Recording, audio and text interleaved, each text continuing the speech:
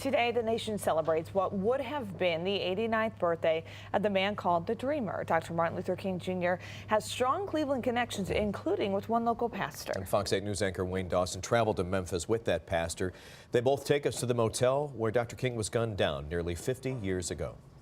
This little light of mine, I'm gonna let it shine. You look at him as really not only a thinker, but you look at him as a person who really lived the life he talked about. The Reverend Dr. Martin Luther King Jr., gifted orator, minister, civil rights icon. Dr. King was born on January 15, 1929 in Atlanta, Georgia. But he died on this balcony, the Lorraine Motel, Memphis, Tennessee, in April of 1968. And it is here where his life and works are immortalized. Longevity has its place. Dr. Caviness and I inside a replica of the Birmingham jail. This is where Dr. King was taken after being arrested in Birmingham. Absolutely.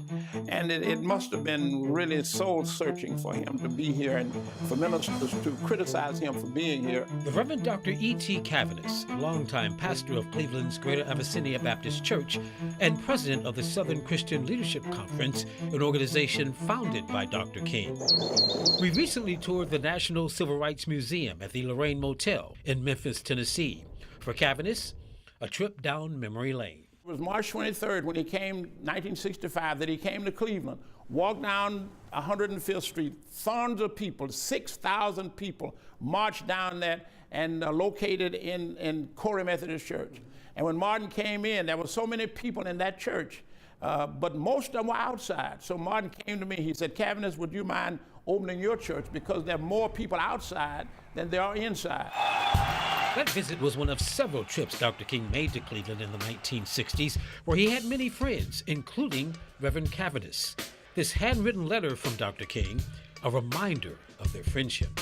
Away from the spotlight, he was just a down-to-earth guy. You would never know there's a brilliant guy that would be able to identify with the least of us. While Dr. King loved Cleveland, and Cleveland loved Dr. King, one particular visit was met with apprehension from mayoral candidate Carl Stokes. The year was 1967.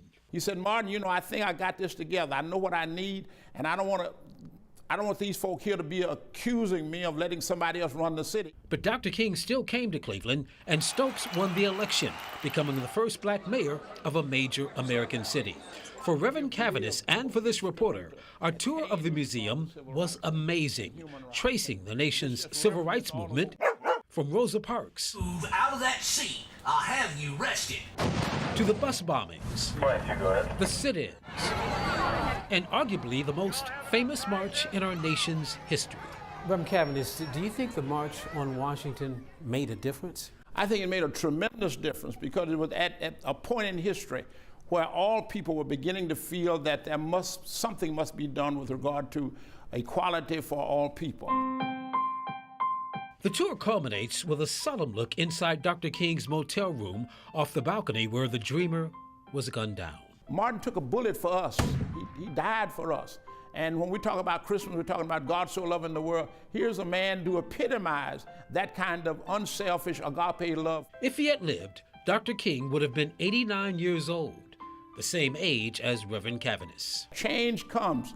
It comes gradually, but it comes surely. And what we've done down through the years has been a testimony to Martin's incredible courage and faith and what he stood for, and that has blessed us. Wayne Dawson, Fox 8 News, Memphis, Tennessee. Wayne, thank you. We will continue to have special reports on Dr. Martin Luther King during Black History Month and as the nation remembers the day of his assassination in Memphis, which will be 50 years ago this April. And speaking of Wayne, it was a big honor for our very own Wayne Dawson. He was honored by the Southern Christian Leadership Conference as its Media Personality of the Year over the weekend. That's an organization founded by Dr. Martin Luther King Jr. It was part of a kickoff celebration for Dr. King's 89th birthday.